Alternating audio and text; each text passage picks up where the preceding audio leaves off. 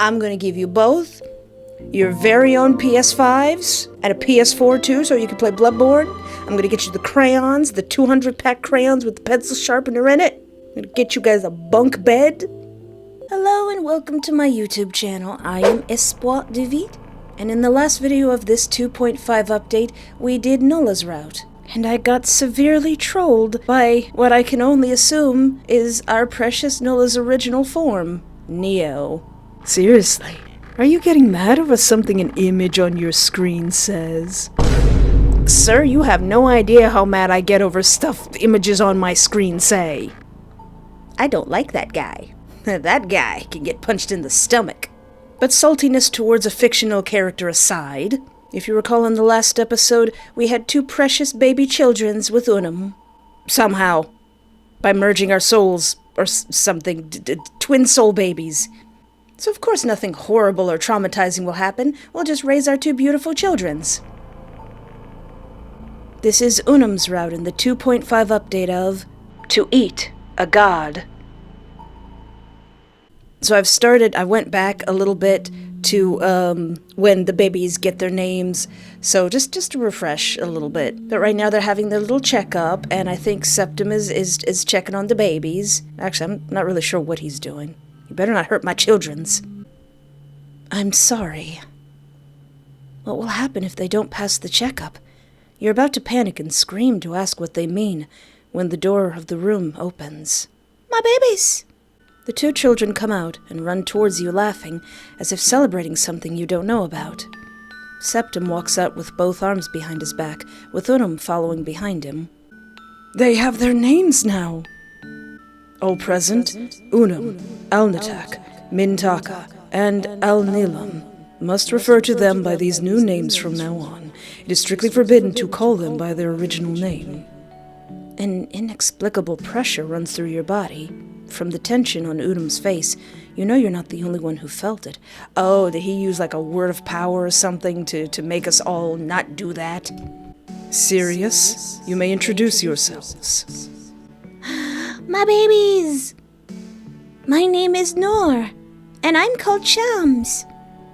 Pleased, Septum bids farewell in a monotone and distant voice, though his movements and expression maintain the elegant characteristic of his being. So, in Septum's route, I think, isn't his body failing? Much like Nulla, we're going around destroying the world. I wonder if the three routes will, come together at all. But never mind that. My babies! Why is he the only one allowed to refer to them by their imposed names? And UNUM isn't allowed to. You fear the reason behind such an order, but for now, you can do nothing. Can we go to the garden to play? Your attention shifts to the children, who look at you pleadingly, their tails intertwined. Oh, I can't say no to that face. Oh, all right. Shams and Noor run down the hallway towards the garden. At all times, their tails remain intertwined. Life here is not so bad. And we all lived happily ever after with our children, and nothing bad happened. Septum's words won't leave you alone. In every silence, in every pause, his voice echoes and lingers in your mind, reminding you that there's something deeper and far more troubling than just playing house with UNUM and his wives. Oh yeah, my sister wives. It couldn't be all so perfect. Please don't do this to me. Please don't hurt my babies. Septum must be pulling the strings of the sun symbol.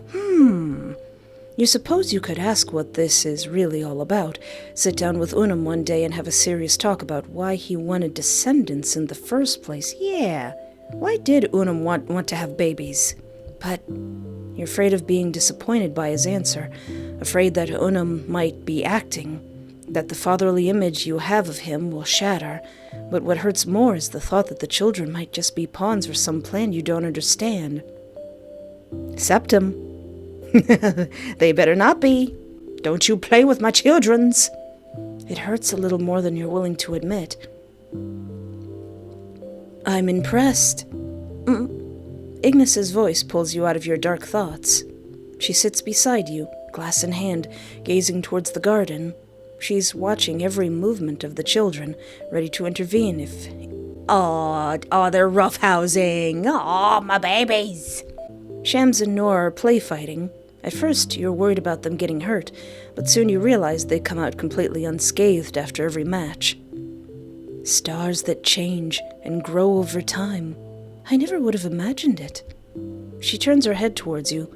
It's a pity you can't see her expression. The mask she wears hides her face entirely. They've grown 3 more centimeters today, and Shams has gained more body mass. Oh no. Are my children gonna become adults and then they're gonna leave me and then the song from Wolf Children is gonna play and I'm gonna cry? And I can't play a clip from that song because it'll get copyright claimed. Her voice is warm, almost tender. It carries the tone of someone who's proud of her children. Sister wife, we will raise these babies together. I could say I'm afraid they'll grow up too fast. Noor is so small. Oh no. And aren't there any... Well, I don't think there's any other children in the garden, so what about Noor being small? Does that worry you? A bit. Yes, I want my babies to grow up big and strong, so they need to drink their milk. Ignis sighs, clutching her glass tightly against her lap and hands. She tightens her grip on the glass. For a moment, you think it might shatter. Iggy? As collective mothers, do we need to be worried? I must take my leave. It's time for you to return to UNUM's residence. No, I can't stand your scent any longer. It's just the cocoa butter. You know she doesn't mean it with disdain, but it still stings. UNUM explained it to you before, and you'd already half guessed it. Your flesh, your body, oh yeah, is like a fine delicacy to them. Whether you're a human from another world or something crafted from the garden, something they could eat but are forbidden to taste, those resources are reserved exclusively for the symbols. Oh yeah, I forgot, you start this game with being on a dinner plate. The main source of energy for the higher ranks, and an untouchable delicacy for the servants of each domain. There's no point in dwelling on it. You might be a coveted dish for the garden's inhabitants, even for those who share a roof with you. Both UNUM and his wives see you as potential food, but you can tell they're really trying. They make no effort not to devour you whenever they see you or spend time with you. Ignis often avoids spending too much time with you because of this, and UNUM never skips his Sunday placebos. Tomorrow he has his meeting at the hotel to receive his weekly serving. Tomorrow is Sunday, which means that before going to the hotel, Septim will come to check on the twins. Anxiety grips your chest at the mere thought of what might happen, what Septim will say, and what will happen to Noor and Shams afterwards. 2 small arms wrap around your neck, grounding you back to reality. Ignis is gone, and now the children are on your back and lap instead. My babies? I'm going to give you both your very own PS5s and a PS4 too, so you can play Bloodborne. I'm going to get you the crayons, the 200-pack crayons with the pencil sharpener in it. I'm going to get you guys a bunk bed. Ignis said you called us. Did something happen? Shams asks while dropping her full weight onto you, knocking the air from your lungs. Ignis is right. You'll have to teach her to control her strength. Aw, my babies are superpowered. I got 2 little super childrens. They're so cute. They're my babies. At least when it comes to you. You need to get ready for tomorrow.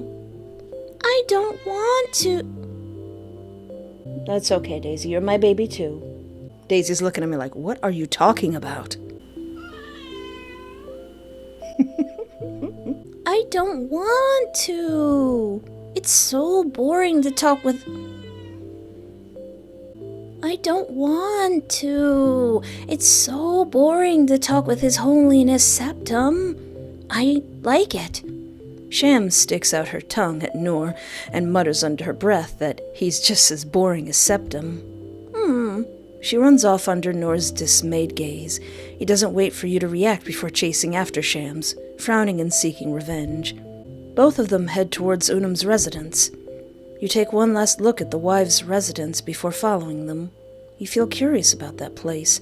Just seeing it from the outside is no longer enough. There are days when you have to bite your tongue to keep from asking if you can go in, but you hold back. You may be curious, but you're not foolish enough to think that wouldn't be dangerous. Yeah, since you smell so good. Once back home, you learn that UNUM has returned from his meeting with Septum. As always, he's brought back a pile of books. Lately, UNUM and Septum's meetings have become more frequent, and they last longer each time. It bothers you a little, because on the days of those meetings, you're left in charge of the children, and they demand more than you can give. Espoir, do you know that it's good to read stories to children while they're growing?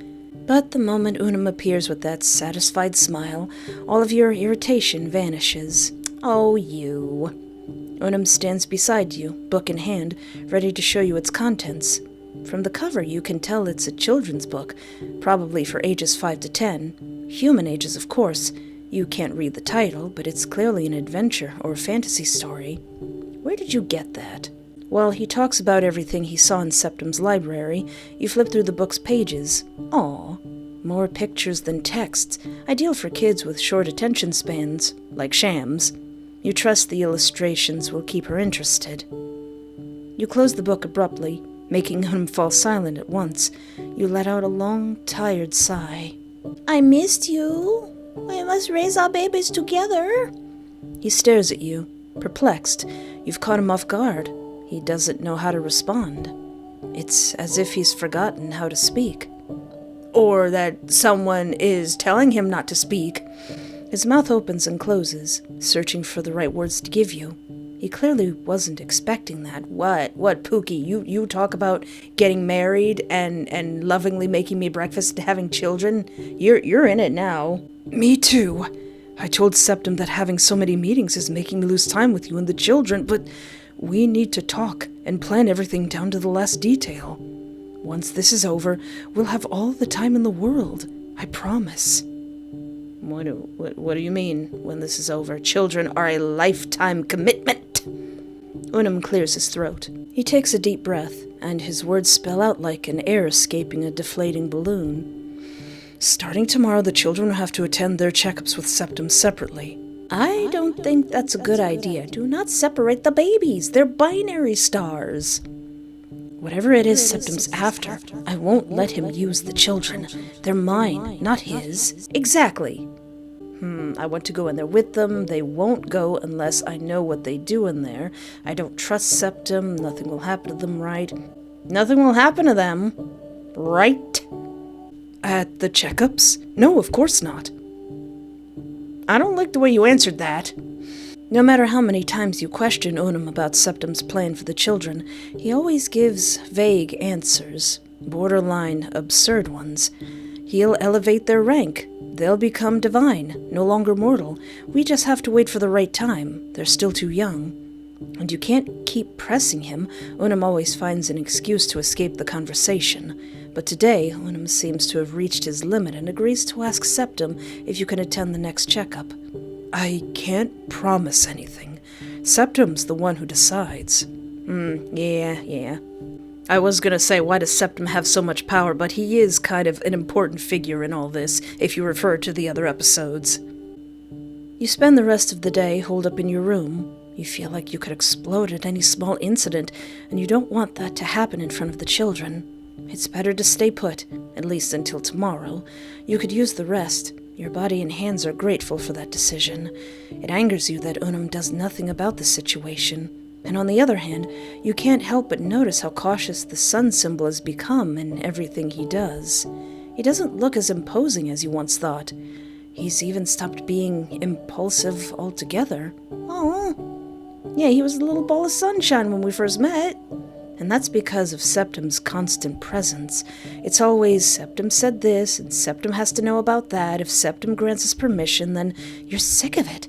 The worst part is that UNUM always downplays it, or worse, treats your anger like something amusing or fascinating, as if you were a dog doing a little trick.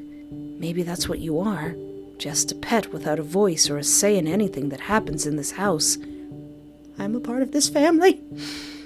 Adopted for a single purpose and waiting for the day the owner gets bored. Better not be. You're not sure what's worse, going to him or staying here, overthinking everything and nothing at once. Before you can decide, your door's knocked on thrice. The illusion of privacy doesn't last 5 seconds, and seeing him walk in like he owns the place only rubs salt in the wound. The children are already asleep. He announces it cheerfully, completely unaware of all the things that's going on inside you. He moves through your space as if he owns every inch of it, paying little attention to you and his surroundings. Or maybe he's just pretending not to notice. It must be easier for him that way. I spoke with Septum. If you hear the name Septum one more time, you swear you'll... He said it's fine for you to attend the children's checkup tomorrow, but he won't let me. He admits, pouting. The news should make you happy, but it doesn't. Not completely. Why do you do everything Septum says? Unum clutches his stomach, shaking with a laugh so deep you fear something inside him, or out, might tear. You think I'm a bootlicker? He asks in disbelief. He said it, you didn't. I know, right? I just high-five my in-game puppet, like... But he is, and the worst kind, the one who won't admit it. If Septum decreed that the sun shouldn't rise today, Unum would move heaven and earth to follow that order. Gosh darn bootlicker. We don't lick no boots round these parts. Here, a word is a command. Septum rules everything now that he has a body. All he has to do is speak your name and give an order. I'm bound to obey. By law. He's gotten defensive, which at least means you've struck his pride somehow. If only Septum were intangible again. What'd you say, Pookie? For a moment, Unum falls silent. He has no words to answer. You've caught him off guard. There was a time when Septum had no body, at the very beginning. Without a mouth, he couldn't command, and it was Nulla who talked for him, like a spokesman. Oh. We had more freedom back then, until he showed up with a body that belongs to somebody else who used to be human, that we learn about in Septum's route, and also what Septum used to be. Sextum said she lent it to him, but I don't believe it. Unum pauses for a long while, as if trying to remember what led him to talk about this. Then he exhales, pulling a funny grimace. So, no, I'm not a bootlicker. Well, I mean, not a conscious one. He doesn't say it to convince you. He says it like he's trying to convince himself. The silence is heavy, and honestly, you don't know how to rescue. I should start saying it like that. How to rescue the conversation. So you slip under the sheets, ready to end the day. Seeing this, he sits at the foot of the bed staring at you. He seems torn between speaking and staying silent. Can I stay with you while you sleep? Of course, Pookie. Get in here. Unum smiles and lies down beside you. If we're not too careful, we might end up with another set of twins. Sleep doesn't take long to come. You drift off instantly. It's Sunday. Your body hasn't even had time to adjust to the new day when Shams bursts into the room, throwing herself onto your bed. Her knee lands squarely into your ribs as she yells impatiently. Good morning, sweetheart. They're waiting for us. Between the confusion and her relentless tugging at your shirt, you can barely keep your eyes open while Shams bursts out half-baked explanations. Without giving you a chance to ask questions, it's like they're running upstairs to wake up their mom for Christmas. Without giving you a chance to ask questions, she drags you out of bed, repeating nonstop that it's late, that you need to hurry, that Septum wants both of you there right now. Her imitation of Septum's voice is all it takes for you to understand completely. It's the weekly checkup day. You're already walking down the halls leading to the medical wing. Before you know it, Shams throws the door open without stopping to knock or announce herself. Oh, so they can walk? Separately? Oh, I thought the babies were stuck together. You should knock before entering. You told Dad you were in a hurry. Her response is immediate, caring little, if at all, about what the blonde man might think or do about it. He, on the other hand, decides to ignore her, sitting upright in front of Unum. He barely glances at you, nor does he even make a gesture to greet you. It's Unum who does, standing up with a wide, tender smile that reveals his sharp white teeth. Oh yeah, I forgot about those. As he approaches, he plants a warm kiss on your cheek, murmuring a soft good morning. Well, at least somebody treats their wife with respect around here. He barely has time to get the words out before Septum's glare silently orders him out of the room. Shams runs to the corner where the instruments rest. There's a scale, measuring tape, cot, and more. Oh. She seems to know the routine already, sitting on the cot to wait. Meanwhile, Septum stands, notebook and pencil in hand, taking his place beside her to start recording data. He instructs her to raise her arms, stretch her legs, and breathe deeply. I wonder if they have... 'Cause technically they're half human. Oh, the precious little baby. No harm better befall my children, or I'm burning this garden to the ground. Everything is done with mechanical, clinical precision. He writes down what's needed, offering no comments beyond what's strictly functional. UNUM told me you wanted to take part in the checkups. It's the first time he's spoken to you since you walked in. You had assumed he'd ignore you until Shams's checkup was over, though in a way he still does. He's speaking without looking directly at you. Do you not trust me? I just want to know what your checkups are like. I'm not saying that I don't trust you, and I'm not asking why should I. Just what are you doing in here to my babies? I'm glad you care about your children. To be honest, I didn't expect that. Sir, I know that you don't know me, but do you even know me? They're my babies. Shams, completely distracted from the conversation, plays with one of the stethoscopes. She loops it around her neck, twists it, stretches it, and bites it. Septum has to take it from her before she breaks it. Then he writes down a few more lines before turning his gaze back to you. Regardless of what you think, you have no choice but to do as you're told. If you wish to survive in this world, you need to trust me. Otherwise, your puppet won't take long to become obsolete. Today it's your hands. Tomorrow it will be your whole arm. After that the feet and then the legs. You'll be reduced to a useless body, only good as meat for us. A placebo on the verge of expiration. And when that happens, you'll lose the only means you have to remain in this place. Septum falls silent for a few seconds, watching Shams. Then he says a single word. Tail. He extends his hand, waiting for Shams to obey. She does so immediately, raising her tail and letting it rest in Septum's palm. You're about to step in. You know that the tails of stars like Shams are dangerous, unstable, harmful, pure energy capable of burning the flesh of any entity regardless of rank. Even UNUM has been hurt before. Yeah, we're not going to point out your black fingertips. But seeing that Septum doesn't react in pain, you stop and watch. Nothing happens. No burnt skin, no pain reflected in Septum's eyes. He holds Shams's tail as if it were just another limb. He examines it calmly and takes notes in his journal. How could he touch it like that? Just like that? Could it be his hands?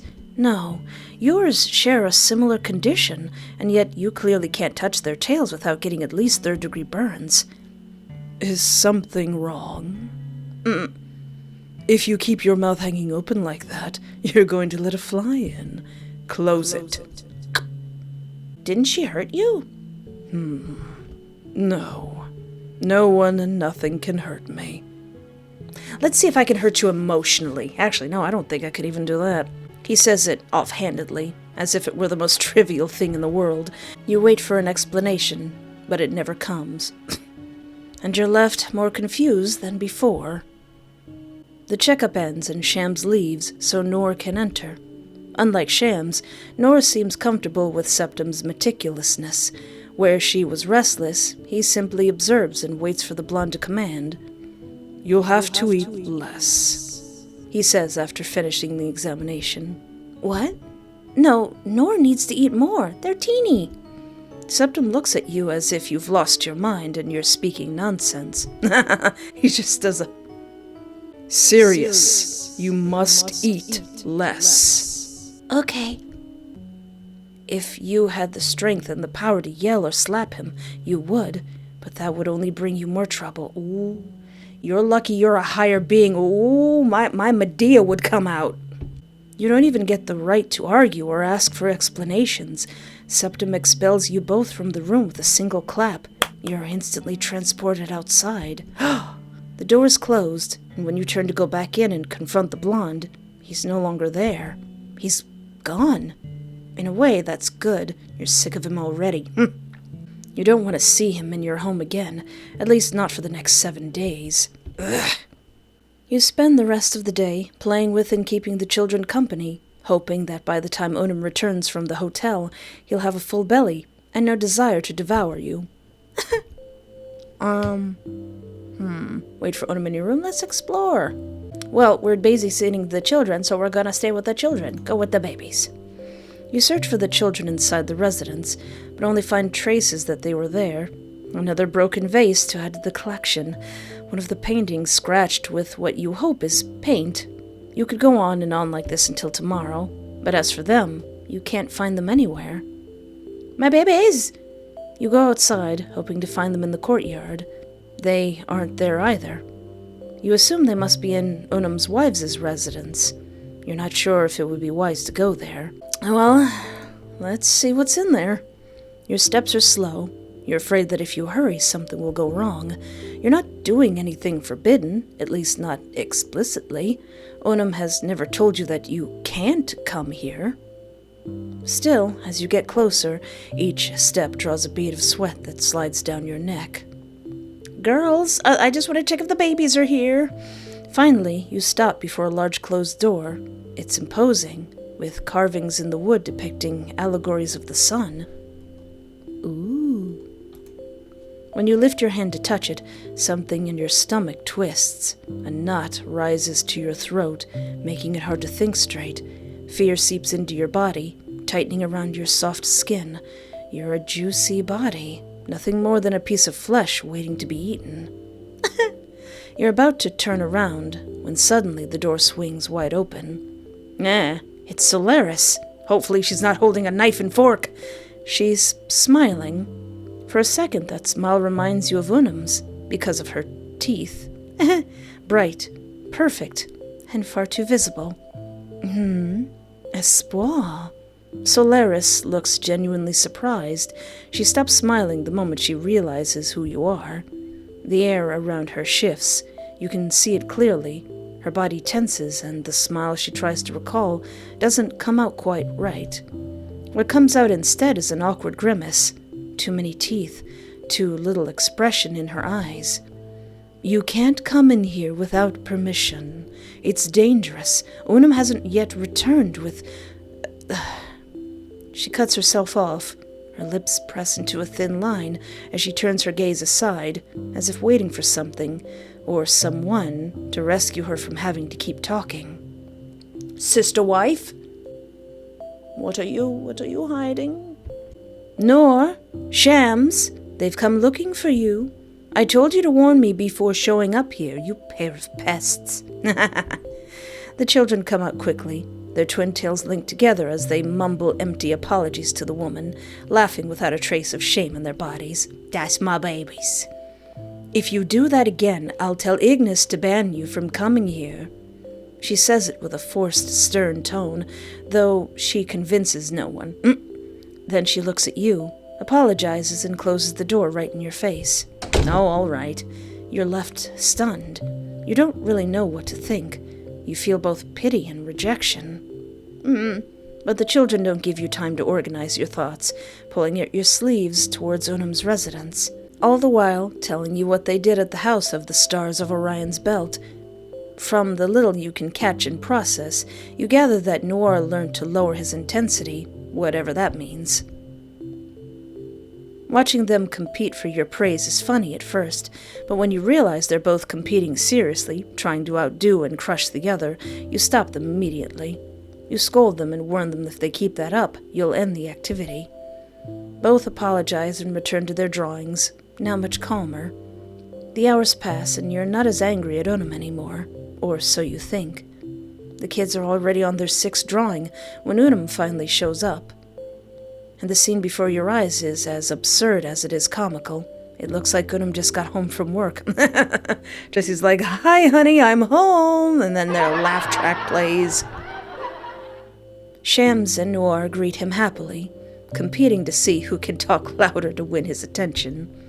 He does what he can to listen to them both, but it quickly becomes impossible as Shams demands all the attention, tugging at Unum's robe until it's all out of place, while Noir glares at his sister's behavior. Unum doesn't seem to care, and you can't understand how he can be so permissive. It's Noir who stops talking, choosing instead to come back to you and continue drawing. Aw. You can't help but notice the embarrassed look on his face as he draws. So you try to cheer him up, talking nonsense and telling jokes so bad they're almost painful. But it works. Noir ends up laughing a little. You both finish your drawings and compare them. Noir's is way better than yours. You blame it on your hands. If they were in better shape, maybe your drawings would look nicer. Noir leaves the table to go to his room, while Shams stays behind, giving Unum a full-on monologue. The poor guy looks at you, pleading for help with his eyes, and you decide to step in. It's okay, honey. You're the one who has to stop Shams, so she'll leave Unum alone. She obeys instantly, without complaint. You're left alone with Unum. He approaches, expecting a welcoming kiss. Kiss him on the lips. It's a chaste kiss, nothing passionate or suggestive, an intimate greeting you've shared with him a few times. And he seems to have grown so used to it that he demands one every time he returns from the hotel. Aww. You even think he's gotten addicted to them. You always catch him staring at your lips afterwards, and you wonder if it's because he wants another kiss, or because he wants to eat you little by little. Huh! Testing and tasting. Gulp, bit by bit, making his portion last until he decides to consume it all at once. The thought makes you squirm involuntarily. There must be something wrong with you. Maybe this world has completely corrupted you, because where did your decency go? Bold of you to assume there was decency there in the first place. Look what I brought for the kids. He says it so cheerfully that for a moment you forget who you're dealing with. You know, Honey, I don't think that's a good toy, or whatever you intend that to be, for our children. So when Unum pulls a blood-stained handkerchief from his pocket, it's like a bucket of cold water is dumped over you. Of course it couldn't be a toy or a pet dog, if dogs even exist here. No, it had to be two brown eyes staring at you, raw, bloody, and viscous eyes lying lifeless on the cloth. It's so disgusting you can't help but shove Unum away from you, and he has the audacity to whine, confused by your reaction. You don't like them? He picks up one between his fingers and brings it closer to his face, searching for details you'd rather not know. He squeezes it slightly, and it's firmer than you'd imagined. It must be because they no longer have that glow they had when they were connected to the placebo body. The mental image of Unum ripping someone's eyes out, or a placebo's whatever, is far beyond grotesque than the eyes in his hands, because you can picture every detail, all while Unum smiles through it. Yeah, never forget, these guys are dangerous. They look like yours, but without that little white dot you have, the one that changes size when you're surprised. I really like yours. Do you think they taste the same as the others? How do you think yours would taste? Your question comes out naturally, in the same tone and intent that Unum used earlier. He looks at you wide-eyed. He didn't see that coming. Excellent. Magnificent. What a counterattack, just as twisted as his. You're the fluffin' best. I'm still scared, though, me. You can't savor the brilliance of your comeback in peace, nor enjoy the redhead's expression for long, because he starts laughing. They don't taste like anything. Look, you better not pop your eye out and tell me to lick your eye or anything, Unum. He puts the eyes away inside his robe, careful not to damage them. What comes next catches you off guard. His hand shoots towards his right eye, and you jump back, shouting that it's not necessary. His hand pauses just a few centimeters away from his eye. You don't want to witness self-mutilation today. You've had enough after that gift for Shams and Noor. Unum tries to explain that it's nothing, that it doesn't hurt, that he can just regenerate another one later, but you ignore him. Maybe another day, when your stomach isn't so twisted, you'd be willing to see that. You chat for a while about how each of your days went. Unum listens to you with an intensity that unnerves you a bit, as if every word you say deserves to be remembered and engraved into his memory. You tell him everything you did, even the mundane things that mean little to you seem to delight him. You're not sure if it's your voice that fascinates him, or if he truly cares to know every detail of your day. He listens intently.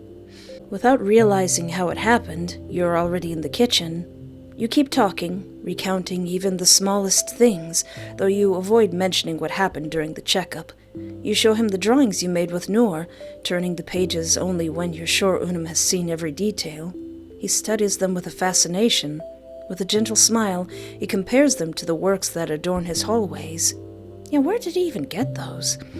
He even wonders aloud if he can find frames the right size to hang them in his room. Now, between brief silences and laughter, you're preparing dinner for you and the kids. Did you sterilize the food? Did you pray over the food so that it doesn't grow roses in my tummy again? The bad part is that you had to listen to Unum chanting to sanctify the ingredients. All while keeping a neutral face. You had to fight the urge to laugh, but you held it in like a champ. There's no doubt his singing voice is anything but melodic. When the food starts cooking, the aroma fills the room, and for a brief moment, everything feels cozy, domestic and familiar. But bit by bit, your mind refuses to let go of that worry. You can't forget what Septim said to Noor. You go back and forth about whether to mention it, but deep down, you suspect that even if he knew, he wouldn't oppose what the head of the garden has ordered. Hey, hubby kisses, Septim said that our smallest child, our skinny one, needs to eat less. What's that about? You take advantage of the next moment of silence to finally say what you've been holding in since you entered the kitchen. You don't rehearse your words or build a speech. You just say what matters. A single line. Septim said Noor has to eat less is more than enough for Unum to realize you're talking about the checkup. His smile vanishes instantly. The knife in his hand slices one last piece of fruit, sliding across the plate. A harsh sound rings out when the blade scrapes against the dish. A bit more force and you're sure one of them, either the plate or the knife, would break. You know Noor needs to eat more. He's lost weight because he already eats too little. Don't you think... Did he say it to you? Or to him?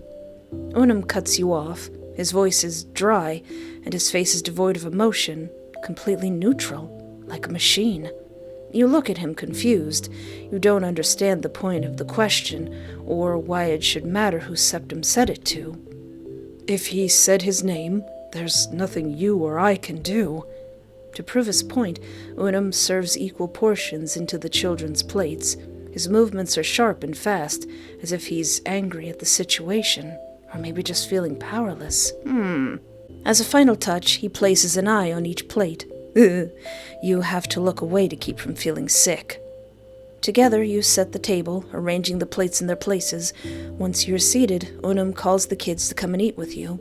Shams and Noor come running from the same direction, their clothes stained with dirt. You assume they were outside play-fighting. It saddens you to see Noor so thin and small. They're supposed to share the same living conditions, the same schedule, the same care from both of you, but Noor keeps falling further behind, while Shams keeps moving forward without looking back. What's that? She asks as she sits down, staring at her plate. You don't need to be a genius to know what she means. Noor, on the other hand, looks at the food without much interest, poking at it with his fork. Today's the last day of the month. It's human today instead of placebo. I almost ate them on the way home. They smell like you. Noor comments while looking at you. A bit sad, your heart skips a beat. Oh. Wait, they're not going to feed me to my own children, are they? You're right, Nor. Why? Your gaze immediately turns to Unum. You have no idea how to explain this to the children, but when your eyes meet Unum's, you realized he doesn't know what to say either. Because how do you explain to childlike entities that they're about to eat something very similar to the person who plays the role of their parent?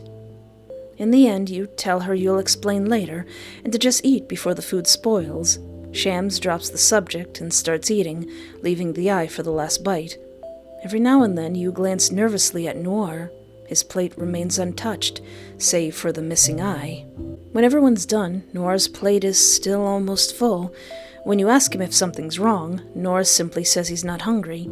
He gets up from the table to go to bed, following after Shams. You feel like crying, but you swallow it down as best as you can. What have you done to my babies? 3 days have passed since the last checkup, and you can't keep pretending not to see what's obvious anymore. The children are growing, and far too fast. Was it yesterday when you truly realized it? Or maybe the day before? You can't recall exactly, but you remember the rush of horror and dread that followed. This time, the fear is different. What if they don't stop growing? What if in just a few days they become old and turn to dust and bones? Don't do this to me! Every hour counts. If you had to guess what stage they're in now, you'd say adolescence. Lanky bodies that can't seem to figure out the space between what is theirs and what belongs to others. That's a good way to put it. And that defiant attitude, oh no! A constant tug-of-war between what they can do and what they can't, testing how far they can go without earning your reprimand. They're always measuring what they'll get if they push a little bit further, and whether you'll give in or not. See, it wouldn't do me any good to be a parent because I would be too giving. I'm not good at punishment because I love my babies and I want my babies to be happy. It's a game for them, but for you, it's exhausting.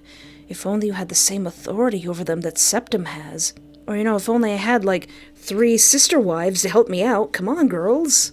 To say their name and have them obey instantly. And when... I bet any parent would like that. Just use their full government name. It's like Ella Enchanted. And when Shams looks at you, you hate to admit it, but she scares you a little. Because even though she still looks at you with affection and the touch of innocence, if you pay closer attention, or worse, overthink it, you realize she watches you the way a cat does a caged bird from outside. Must I sacrifice my body to my children? As for Noor, he eats less and less, and it's not because he wants to. You've caught him staring at his food hungrily more than once. You've resorted to extremes, some you're not proud to admit to, but you're very desperate. Forcing him doesn't work. His body rejects what you make him eat, and it's barely anything to start. It's as if his body refuses to accept more than a few bites a day.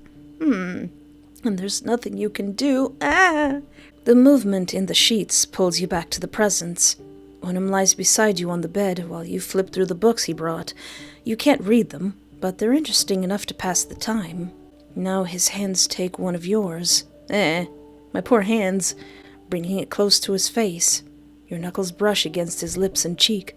Suddenly his teeth enter the equation.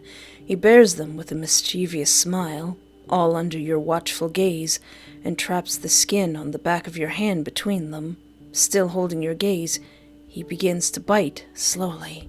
Honey? Continue. You don't pull away. You watch as his teeth press harder and harder into your flesh, and a strange tingle travels up your arm and into your chest. Unum's gaze doesn't waver even for a second. He's enjoying your reaction. When he finally releases the bite, he lazily drags his tongue over where his teeth had been. What's left are faint marks and a reddish bruise tinting your skin. A temporary mark made by him, one he stares at with a mix of pride and desire. Did it hurt? When I fell down from heaven? Why, yes, it did. He asks, following it with a long kiss to one of your knuckles. Your answer is brief, just a simple no. Your hand doesn't feel anything anymore, not even pressure. Oh, if Unum were to rip your hand or a finger off in a single bite, you wouldn't feel the pain. But that doesn't give him the right to claim the parts of your body that are bound to become useless someday. It's not fair that you won't give me even a tiny piece of yourself. Even the parts that are dying taste good. Just one little finger, please. No. Don't eat me in front of the children. I'm gonna come up with 9 fingers and they'll be like, what's up? You're cruel. You're going to let me starve. That's right. You bite your lip after speaking, trying to hide a laugh. You fail the moment you see the redhead's face scrunch up, feigning pain. You return your attention to the book. Unum lies down beside you, hugging the pillow. He breathes heavily, inhaling and exhaling as if trying to get your attention. He's doing it on purpose. He doesn't need to breathe. It almost looks like a poor imitation of you when you sleep, maybe even mockery if you think too hard about it. He groans in fake pain, rubbing his face into the pillow trapped between his big arms. I have a council meeting today. He breaks the silence. You have to lift your eyes from the book to process what he just said. Council? What? He must have noticed your confusion, because he prepares to explain, taking a deep breath before speaking. I have to talk to them every month to stay updated on changes or issues within my domain. Nothing entertaining. I don't like it. They're all so old-fashioned and dull. I want to stay with you. Aw, take me to the meeting. Don't go. Stay here with me. I really want to go, but I also want to cuddle, but he's probably going to go anyway, so take me with you. Unum stares at you, wide-eyed, then laughs loudly, almost uncontrollably. What? Do you have a death wish? Looking and smelling like that? You won't even make it to the council room door. Well, I don't think they could take me down anyway. But I don't think you'd be safe if I started fighting near you either. Yeah, 'cause you'd burn me alive, Pookie. It's better if you stay here. I can tell the girls to keep you company for the day. The girls are going to try to eat me too. You can't interrupt his call to duty, so after Unum made breakfast for you and the children, he left. Today, Shams doesn't want to stay in the residence, referring to visit Ignis, Solaris, and Eliana. She tells you before leaving and asks you not to make her take Nora along. Oh! You ask her why, feeling a little angry about her attitude. Oh, my babies. My baby, she's all grown up. Oh, she's all grown up and sassy. Nora doesn't want to. He shut the door in my face when I asked if he wanted to come with me. Did you two fight? Shams glances to the left, pursing her lips while figuring out how to answer your question. No. It's obvious they fought, but she still tries to deny it. Before leaving, she gives you a sideways glance filled with guilt and worry. She calls you by your parental title, her voice soft and tender. It reminds you of all the other times that name has come from her mouth, but this time it feels strange. So strange that it twists your stomach. It'd be better if he handles it. And she leaves, just like that. You don't get the chance to ask who she means by he. With how much influence Septim has over your children, you're not sure if Shams meant him or Unum. You try to pass the time by finding something, anything to keep yourself busy, but it's difficult. I guess I'll have to play the PS4 and 5 that my children left behind because they don't need it anymore. They're on to PC games now. Clean? Unnecessary. Unum always keeps everything spotless, and you're pretty sure he cleans the residence while you sleep. Cook? Impossible. Your chants don't work, since you don't know the language they use to sanctify the food. Read? Ha! When Unum has time, you'll ask him to teach you to read and the chant. So you have 2 options. Chat with the paintings in the halls or go talk to your son. My boy, my boy, my boy. Talk to my boy. Would it really be better if he handled it? You don't think so. I'm his mummy. Septim? Unum? You don't know which one she meant, and that only makes it worse. The very thought that she might not have meant Unum, that it could actually be Septim, makes your blood boil. You're the one who's there with them every day, watching in fear as they grow at an alarming rate. You're the one who longs to, and regrets, not holding them more when they were babies. And no one is going to take away the responsibility you have towards your children. It's time to have a real conversation with Noor about how he's been feeling lately. You walk with a strange tightness in your throat. Each step fills and disturbs the static calm of the place. They shouldn't sound this loud or echo this much, but today they do. You head straight to the room Noor shares with his sister. Just a few more steps, then a turn to the left. You already know the mental layout of this residence, like the back of your hand. You're hoping that when you walk in, Noor will greet you with that gentle, timid smile of his. Oh no, wait, or is he reaching his emo phase? It's all right, honey, I'll get the My Chemical Romance. You reach the door to his room, and it's open. Still, you knock to announce yourself, but there's no reply. Son, my beloved son. When you step inside, the room is empty. Noor? No one answers your call. Strange. Is there like curtains tied together and he's gone out the window? You turn on your heels to go look for him. He shouldn't be outside because whenever one of the twins leaves, they always let you know. The moment you step out of the room, an immense force slams into your chest and sends you falling backwards. My boy, my baby boy. With all of his weight on top of you, Noor grabs your shoulders, pinning you down. His fingers and nails dig into your skin, tearing it open until blood wells from the wounds. You stare at his eyes in horror. Their gentle look is gone, completely replaced by something else. My boy is starving. Now you understand why Shams didn't want you involved. Noor looks at you the same way he looks at the leftovers he's forbidden to eat, with hunger. Try to say his original name, or tell him to stop. Let's try the thing that probably isn't going to work. But first, let's save our game. Son, this isn't you. Noor ignores your words. Slowly, you die at the hands of your own son. Well, parenthood is a lifelong commitment. Bad end. Names are important here. I figured. Try to say his original name. You try to scream his name, but you can't. Try again. Noor Olivio Himamia.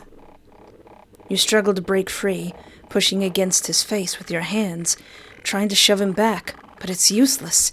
In your desperation, you try to put distance between you and your legs. That works. Again. Who is saying that? I didn't want to say this. I didn't want to use your full name. But listen here, Valentinez, Alcalanella, Seahug, Shushi, Labroherats, Gambigo, Bella, Blue, Stradivari, Terrent, Transpierre, Andre Charton, Hamos, Ivaro, Vinci, Boldos, George, Deutzel, Kaiser III. Stop eating me, bro. Noor doesn't want to win. He takes position again, this time with his hands on your stomach. Again! Who is saying that? Listen, sir. His desperation and hunger blind him so completely that your screams don't reach his ears. Lost in a trance you can't break, his nails tear through your clothes, reaching flesh. Come on, harder. I'm trying. I can't think of any more super long, ridiculous names. Quit it! He grabs your skin in his fist with a clear goal to rip you open and devour your organs. One more. Serious. Stop. Seriously. Serious. Stop. Noor freezes, his body tensing the moment you speak his true name. In his eyes, your terrified reflection trembles. Your arms are outstretched before you in an utterly useless shield of flesh and bone you could tear apart at any second. My baby boy, it's okay. It's okay, baby boy. I know you didn't mean it. Noor blinks once. Tiny tears glisten in his eyes. On his next blink, they break free, streaming down his cheeks non-stop. He opens his mouth, but no words come out. The only sounds escaping his throat are broken whimpers, swallowed by his uncontrollable sobs. When he finally gathers the strength to speak, he calls out to you, scared, sorrowful, filled with regret, but he doesn't reach for you. He doesn't seek your touch. He stays still, trying to make himself as small as possible while he keeps crying. He apologizes over and over, barely stopping to breathe until his voice turns hoarse. My baby, no, it's not, hold my boy, my baby boy. Nor tries to push you away, flailing hands and feet like a baby, but it's a weak attempt. If he could, he'd have you far away and covered in more wounds. Even though his closeness burns, you don't care. He's your baby boy. You need to comfort your baby. It doesn't take long before he's in your arms, crying uncontrollably while begging for forgiveness. He struggles to articulate what he wants to say, his words devoured by sobs, but you understand him. I know, honey. I know Mummy smells delicious. I know she smells like cocoa butter, but please, you can't eat Mummy. You caress his face and whisper words of love to him. You tell him you could never be angry at him, never hate him, that he'll always be your little one, no matter what happens, even if you're 7 feet tall and your hair reaches the front door, and I still love you. After a while, he begins to calm down, but he doesn't stop crying. It's now that you truly have come to your senses. You're dealing with entities and a world far more dangerous than you ever let yourself admit. You're raising beings who could tear your eyes out with a single motion, and it now hits you that you should be terrified. Terrified of my babies! But it's hard to feel that way completely, because behind those teeth and claws, they're still your children. They're not monsters. End of Act 2. My babies. Hey there, pre-recorded Espoir here, and may I have 30 seconds of your time. Want me to draw your OCs? Check out my Ko-fi page for art commissions as low as $20. Link in the description. Every week I post a Saturday update blog on both of my Patreons and now also my YouTube channel members. With behind-the-scenes stuff, upcoming games I want to play, life stuff, old lady stuff, and pictures of Daisy. Link in the description. Want to see the full uncensored versions of gameplays I can't show on this channel? Join my adult Patreon for the low price of $1 and being over the age of 18. And then I said in the Do you yearn to wear merch of a super obscure free visual novel? Check out my TeePublic and Teespring t-shirt store. Description's in link. Want to support my channel but you have no money? Hit the like button or subscribe. It's free. That's right, free. We're just giving it away. Check out my itch.io page. Play Picture Perfect Boyfriend. It's free. Link in the description. I don't think any of that can go any differently, but what are the results of some of the other choices?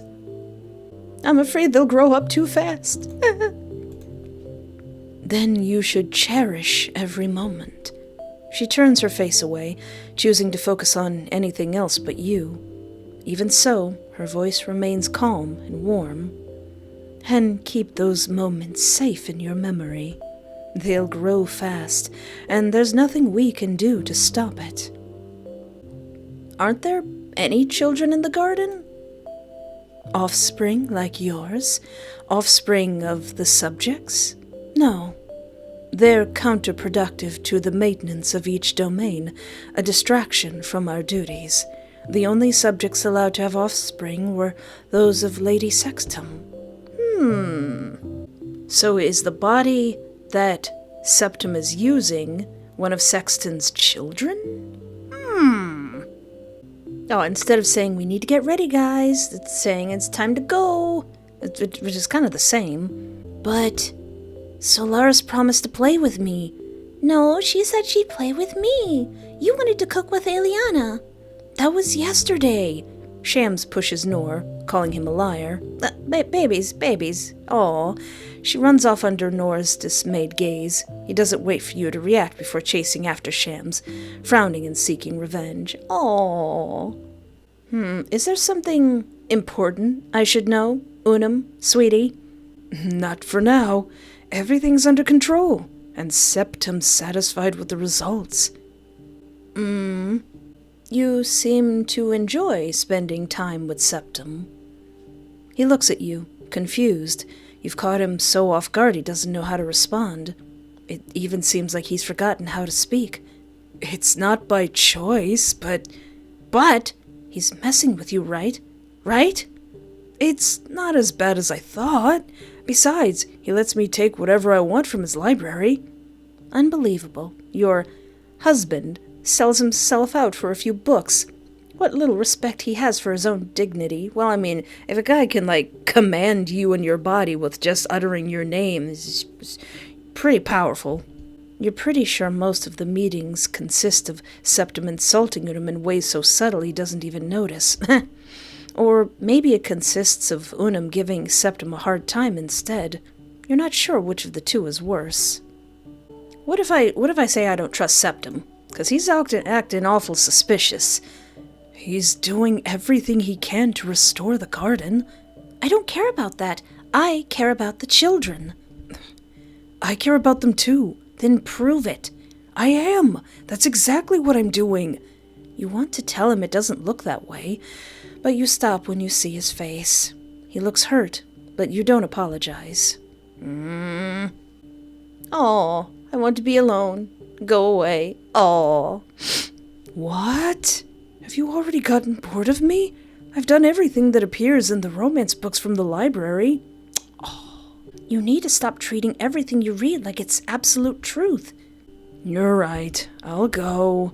Unum steps back, completely thrown off. He clearly didn't expect that response from you. Good night. I hope you rest well. You have to bite the inside of your cheeks to bear the sight before you.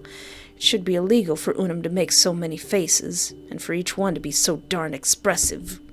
He practically looks like a scolded puppy, kicked out of his owner's room. How you hate him.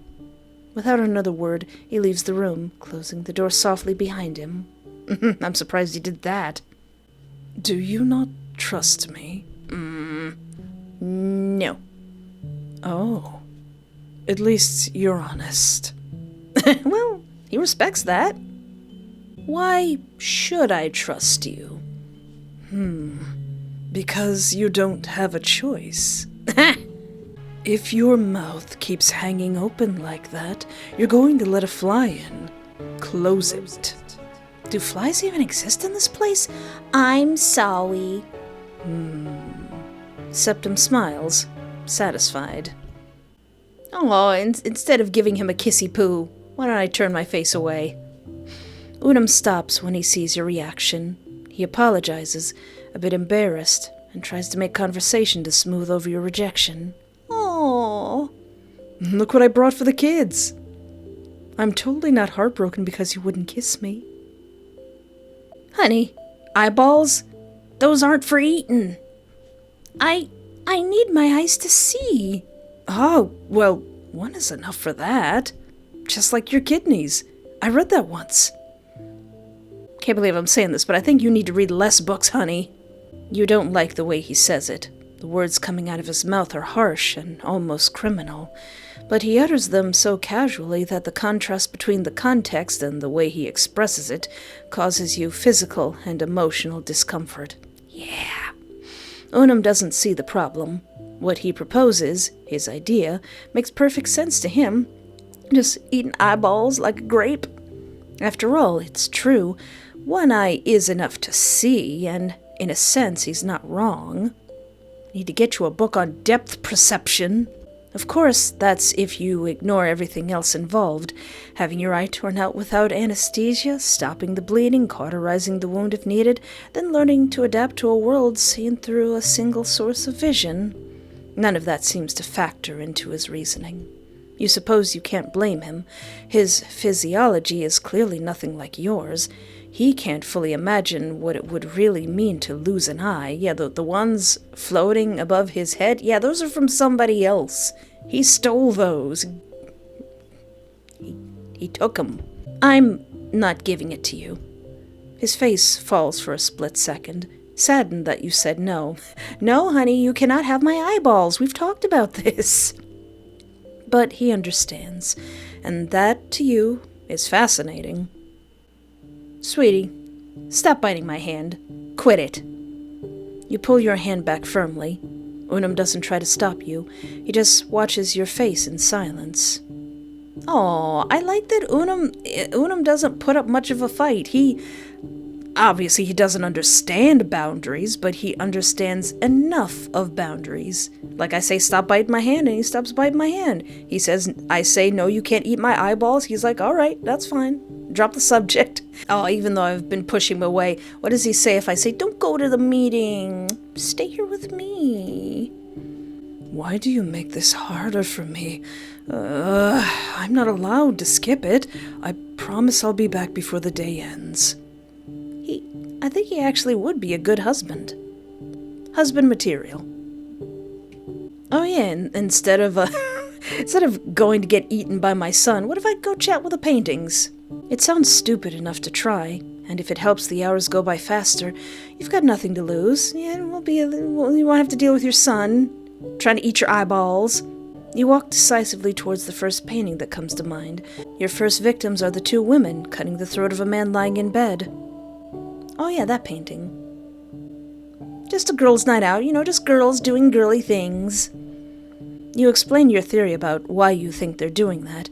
It's complete nonsense, but you still speak respectfully. You expect some sort of response as you look at the painting, but neither woman gives you one. They better not. I'll tell you guys one thing. If there's one thing that I hate that scares me in movies, it's when something moves that shouldn't move, like a photograph or a painting, even if it changes position a little bit. That puts a chill down my chest. You don't bother asking the man because, well, he can't speak with his throat slit. Poor guy. No, I from what I know of this painting, I don't have sympathy for that guy.